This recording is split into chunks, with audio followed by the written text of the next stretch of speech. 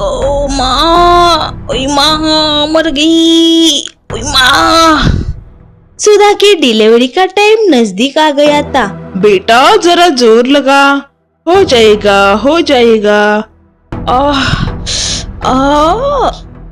सुधा को बहुत जोर से प्रसव पीड़ा शुरू हो गए थे।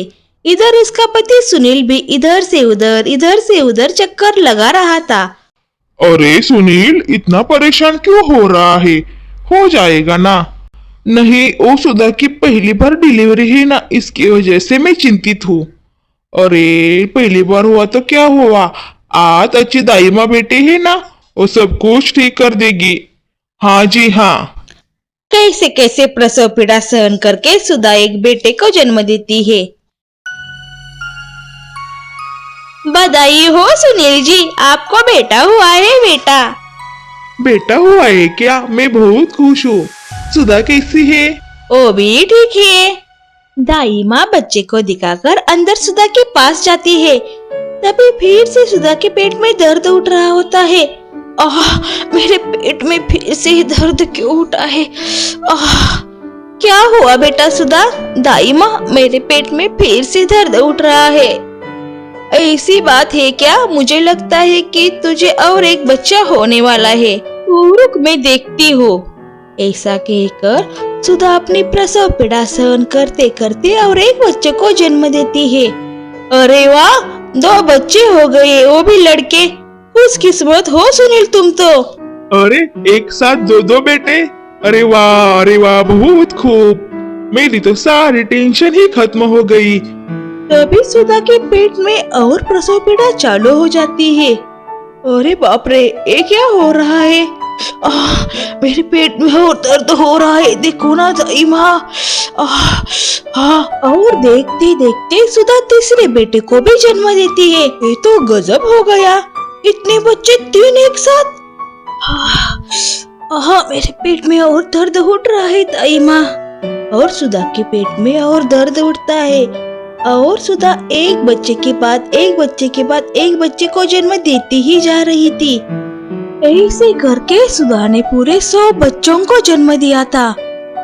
वो दाई माँ भी बेचारी थक गई थी। ये क्या देख रही हूँ मैं? पूरे 100 बच्चे? ये कैसे मुमकिन हो सकता है? मेरी तो पूरी जिंदगी डिलीवरी करने में गई है, किंतु आज तक मैंने 2 या ज्यादा से ज्यादा 3 बच्चों को जन्म देते हुए औरत को देखा है, किंतु ये सुधा ने तो 100 लड़कों को जन्म दिया है। ये कैसे हो सकता है? बाप रे बाप। आखिरकार सुधा ने 100 बच्चों को एक साथ जन्म कैसे दिया था? एक रात आसमान लोक की एक परी पृथ्वीलोक देखने के लिए चुपके से पृथ्वीलोक पर अपना जहाज लेकर आ गई थी। मैंने तो आसमान में सिर्फ पृथ्वीलोक के बारे में सुना था। आज मैं पहली बार पृथ्वीलोक को देखने जा रही हूँ। किंतु सुधा, एक बात ध्यान में रखना, सुबह सूरज उगने से पहले मुझे अपने इस जहाज में बैठकर फिर आसमान में परीलोक की ओर जाना होगा, नहीं तो मैं हमेशा के लिए इसी धरतीलोक पर ही रहूंगी। सूरज उगने से पहले मुझे यहाँ से जाना होगा। ऐसा कहकर ओ सुधा परी पृथ्वीलोक के भ्रमण में निकलती है। वो इधर उधर घूमती रहती है। सुधा को पृथ्वीलोक बहुत ही पसंद आ रहा था। सुधा पहले तो वनराई में जाती है, फिर गांव में जाती है, फिर शहर में जाती है, इधर उधर दौड़ती रहती है। यह पृथ्वीलोक में तो कितना सब कुछ सुंदर है ना, कितना सुंदर है ये पृथ्वीलोक। सुधा परी धरती की सुंदरता से बहुत आकर्षित हो रही थी। समय कैसे बीतता जा रहा था सुधा को भी पता नहीं चल रहा था। सुधा जंगल में घूम रही होती है, तभी वो घूमते घूमते गुफा के पास आ पहुंचती है। अरे एक कैसा घर है? मैंने तो शहर में और गांव में भी ऐसा घर नहीं देखा। एक ऐसा घर है, मुझे देखना चाहिए। ऐसा कहकर वो सुधा परी गुफा के ऊपर चढ़ती है और वो यहाँ से वहाँ दौड़ लगाती है, नाचती है, गाती है, घूमती है, फिरती है। सुधा परी को तो अपने आप में ही होश नहीं था। वो बेहोश होकर नाच रही थी, गाना गा रही थी, घूम रही थी। उस गुफा के अंदर एक साधु ध्यान में बैठा हुआ होता है। उस साधु के ऊपर सुधा के नाचने से ऊपर की मिट्टी और कुछ पत्थर आकर गिरते हैं और उस साधु की तपस्या भंग हो जाती है। अनर्थ, घोर अनर्थ, अनर्थ, किसने ये अनर्थ किया? किसने मेरे बरसों की तपस्या भंग की है? उसे मैं आज नहीं छोड़ूंगा। साधु बाहर आकर देखता है तो सुधा परी अपनी ही धुन में नाच गा रही थी। कौन हो तुम? कौन हो तुम? बताओ मुझे। मैंने कहा ना रुक जाओ। तुम ऐसे क्यों नाच रही हो? तुम पहले कौन हो बताओ मुझे। आज तुम्हारी वजह से मेरे बरसों की तपस्या भंग हो गई है। आज मैं तुम्हें नहीं छोड़ूंगा। तुम पहले रुक जाओ। आप कौन हो और आप मुझे ऐसे रुकने के लिए क्यों कह रहे हो? मैंने आपको कोई नुकसान नहीं किया है। मैं तो इस धरती की सुंदरता को देखकर नाच गा रही हूँ। कितनी सुंदर है ना ये धरती। बस करो अब तुम्हारे नाचने और गाने का नाटक। आज तुम्हारी वजह से मेरी बरसों की तपस्या में खंड आ गया है और मेरी बरसों की तपस्या टूट गई है।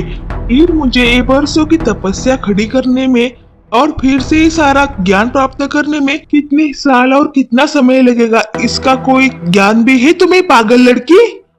आज तुम्हारी वजह से मेरे ऊपर पत्थर और मिट्टी गिरी, इसकी वजह से आज मेरी तपस्या भंग हो गई है और तुम्हारे एक कृत्य की सजा तुम्हें अवश्य मिलेगी। तुमने जो मेरी तपस्या भंग की है, इसकी सजा अवश्य तुम्हें मैं ही दूंगा। उस वक्त सुधा चुपचाप बैठी होती है। उस वक्त सुधा साधु से माफी भी नहीं मांगती और साधु तो गुस्से में होता है। साधु सुधा को श्राप देता है। मैं तुम्हें आज श्राप देता हूँ कि आज तुमने जो भी किया उस पर तुम शर्मिंदा नहीं हो। तुम्हें अपने रूप का गर्व हो गया है। आज मैं तुम्हें श्राप देता हूँ कि तू आज से मानव रूप में ही रहेगी और तेरी सुंदरता पूरी तरह कम हो जाएगी। आज से तू सामान्य गरीब औरत का जीवन जिएगी।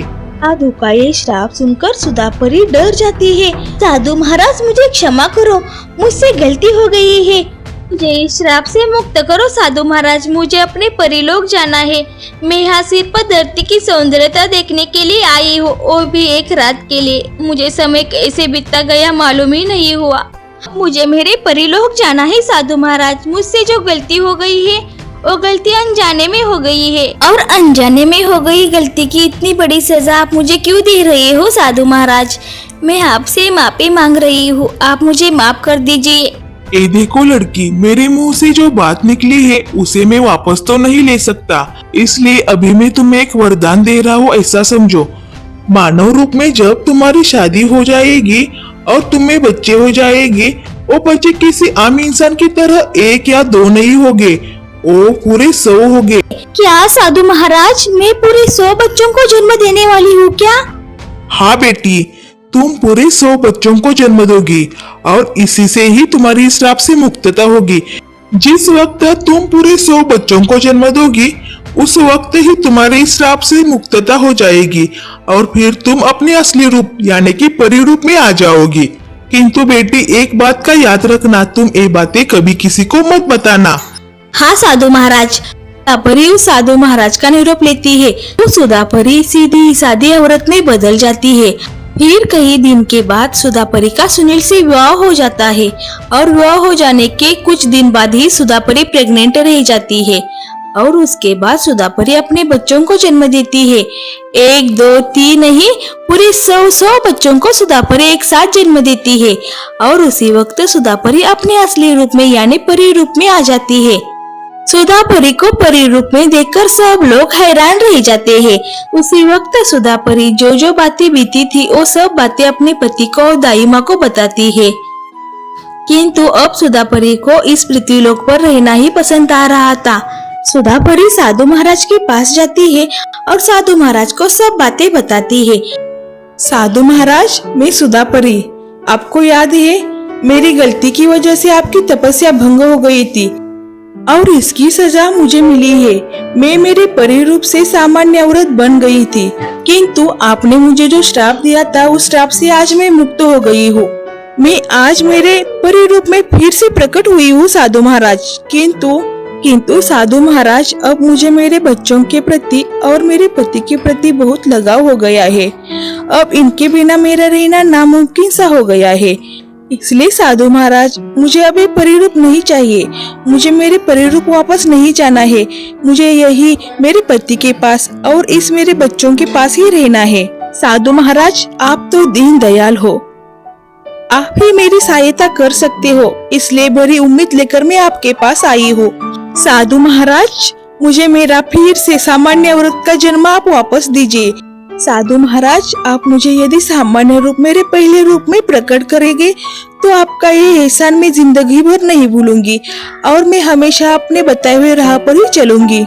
बेटा, ये कार्य बहुत ही कठिन है, किंतु तुम्हारी ये दया याचना देखकर मुझे तुम पर तरस आ रहा है और मैं तुम्हारे इस बच्चों के खातिर और तुम्हारे पति के खातिर ये एहसान मैं तुझ पर करता हूँ।